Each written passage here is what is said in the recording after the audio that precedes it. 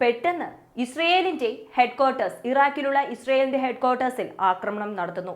പാകിസ്ഥാനിൽ എയർ സ്ട്രൈക്കും നടത്തുന്നു. എന്താണ് സംഭവിച്ചുകൊണ്ടിരിക്കുന്നത്? Middle east ആളിക്കൊത്തിക്കൊണ്ടിരിക്കുന്നു. ഇറാന് ഇതെന്തു പറ്റി? ജനുവരി മാസം 14 ഞായറാഴ്ച നമ്മുടെ ഫോറിൻ മിനിസ്റ്റർ ജയശങ്കർ ഇറാനിലേക്ക് പോയിട്ടുണ്ടായിരുന്നു. ജനുവരി മാസം 15 തിങ്കളാഴ്ച ഇസ്രയേലിന്റെ ഹെഡ്ക്വാർട്ടേഴ്സ് ഇറാഖിലുള്ള ഇസ്രയേലിന്റെ ഹെഡ്ക്വാർട്ടേഴ്സിൽ ആക്രമണം നടത്തുന്നു ഇറാൻ. അതേപോലെ ജനുവരി മാസം 16 പാകിസ്ഥാനിലും ഒരു എയർ സ്ട്രൈക്ക് ഇറാൻ നടത്തിയിട്ടുണ്ടായിരുന്നു. അങ്ങനെയാണെങ്കിൽ ഇന്ത്യയും ഇറാനും തമ്മിൽ എന്തെങ്കിലും പദ്ധതി ഒരുക്കിയോ എന്ന രീതിയിൽ സോഷ്യൽ മീഡിയയിൽ പലതരത്തിലുള്ള വാർത്തകളും സ്പ്രെഡായി. എന്തുകൊണ്ട് ഇങ്ങനെ ഒരു ആവേശം? ഇവിടെയൊക്കെ എന്താണ് സംഭവിച്ചത് എന്നറിയണ്ടേ?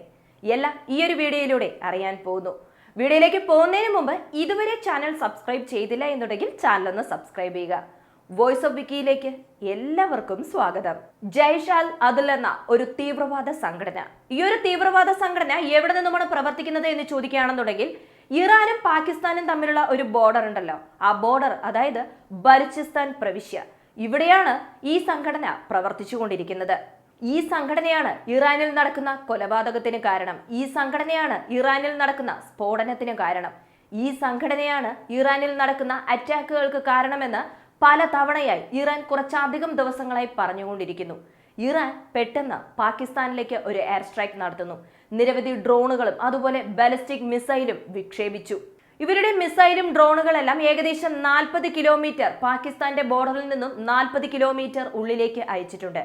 ജയ്ഷ് അൽ അദൽ എന്ന് ഞാൻ പറഞ്ഞിട്ടുണ്ടായിരുന്നല്ലോ, ഈ സംഘടനയുടെ 2 വളരെ പ്രധാനപ്പെട്ട ബിൽഡിംഗ്സ് തകർത്തിട്ടുണ്ട്.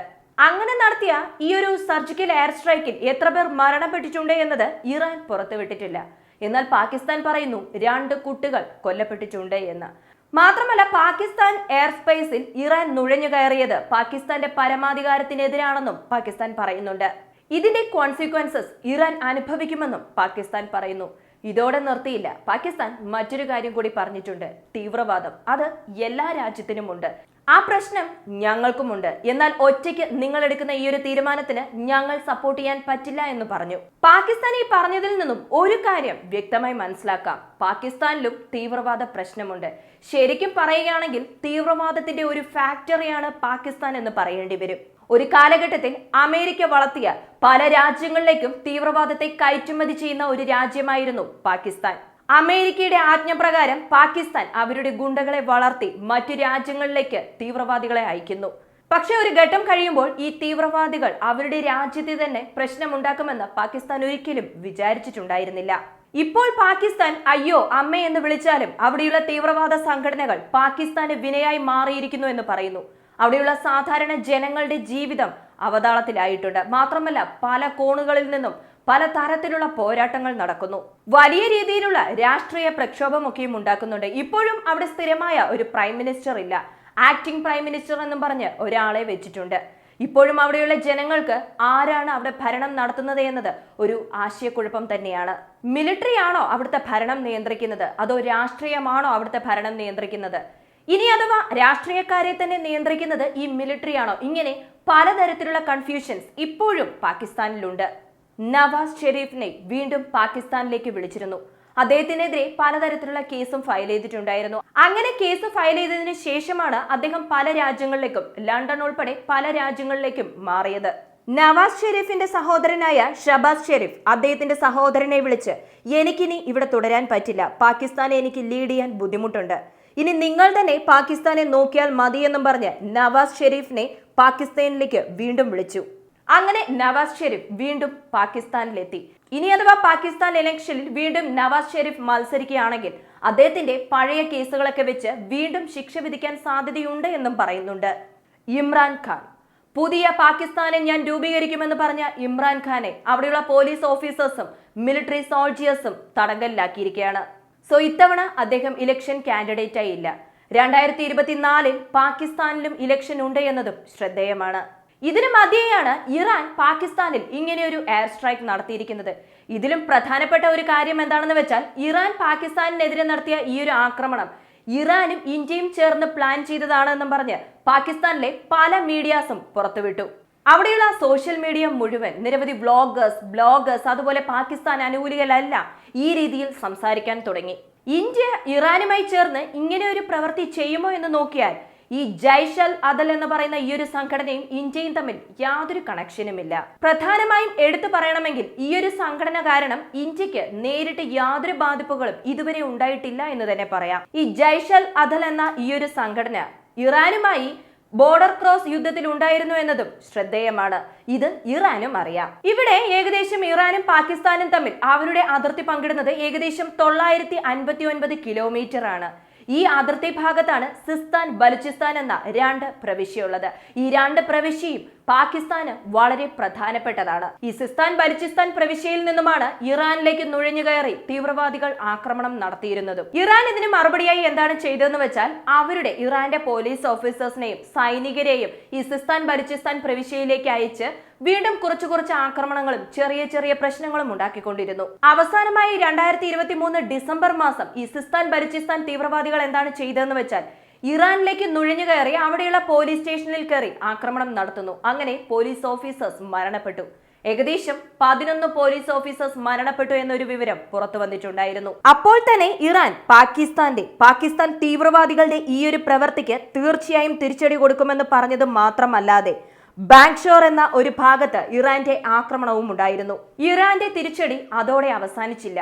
ഇറാനും പാകിസ്ഥാൻ പോലീസ് ഓഫീസേഴ്സിനെ കൊലപ്പെടുത്താനുള്ള നിരവധി പദ്ധതിയൊക്കെയും ഒരുക്കിയിട്ടുണ്ടായിരുന്നു. ഇവൻ 2023 ഏപ്രിൽ മാസം 4 പാകിസ്ഥാൻ സോൾജിയേഴ്സ് മരണപ്പെടുന്നതും ഇറാന്റെ ആക്രമണത്താലാണ്. ഓൾറെഡി ഈ ബലൂചിസ്ഥാൻ പ്രവിശ്യയിൽ നിരവധി ബലൂചിസ്ഥാൻ ഫൈറ്റേഴ്സ് ഉണ്ട്. അതായത് ഞങ്ങൾക്ക് പാകിസ്ഥാനുമായി ചേർന്ന് പ്രവർത്തിക്കാൻ താല്പര്യപ്പെടുന്നില്ല, ഞങ്ങൾക്ക് സെപ്പറേറ്റ് ഒരു രാജ്യമായി മാറണമെന്നും പറഞ്ഞ് പാകിസ്ഥാനുമായി പോരാടിക്കൊണ്ടിരിക്കുന്ന നിരവധി ഫൈറ്റേഴ്സ് ഉണ്ട് അവിടെ. ശരിക്കും ബലൂചിസ്ഥാൻ പ്രവിശ്യയിൽ അവിടെയുള്ള സോൾജിയേഴ്സിനോ പോലീസ് ഓഫീസേഴ്സിനോ യാതൊരു സംരക്ഷണവുമില്ല. ഇടയ്ക്കിടയ്ക്ക് ഈ ബലൂചിസ്ഥാൻ പ്രവിശ്യയിൽ നിന്നും നിരവധി വാർത്തകൾ വരാറുണ്ട്. ബോംബ് ബ്ലാസ്റ്റ് ഉണ്ടായി, 12 സോൾജിയേഴ്സ് മരണപ്പെട്ടു, അല്ലെങ്കിൽ 20 പോലീസ് ഓഫീസേഴ്സ് മരണപ്പെട്ടു എന്നത്. ഇത് എല്ലാവർക്കും അറിയാവുന്ന കാര്യം തന്നെയാണ്. പാകിസ്ഥാൻ സോൾജിയേഴ്സിന് ഈ ബലൂചിസ്ഥാൻ സോൾജിയേഴ്സിനെ കൺട്രോൾ ചെയ്യാൻ പറ്റുന്നില്ല എന്നതും ശ്രദ്ധേയമാണ്. എന്നാൽ ബലൂചിസ്ഥാൻ തീവ്രവാദികൾ ഇറാനെതിരെയും ആക്രമണം നടത്തുന്നുണ്ട്.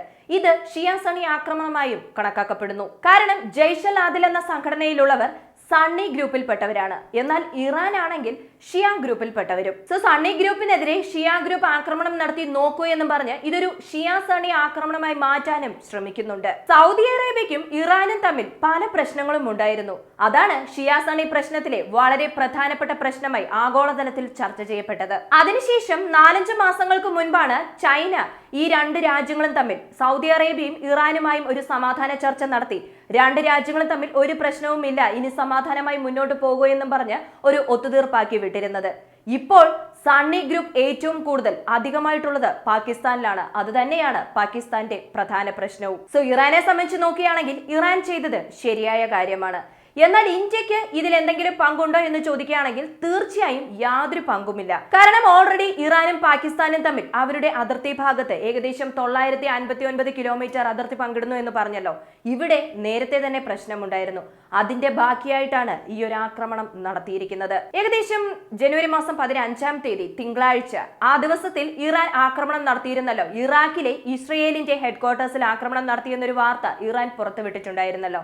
അങ്ങനെ ഇറാൻ ഉപയോഗിച്ച മിസൈലിന്റെ ഏകദേശ റേഞ്ച് 1250 കിലോമീറ്റർ ആണെന്ന് പറയുന്നു. ഇനീഷ്യലായി അവർ പറഞ്ഞത് ഫട്ട 110 മിസൈലാണ് ഈ ആക്രമണത്തിന് ഉപയോഗിച്ചിട്ടുണ്ടാവുക എന്നാണ്.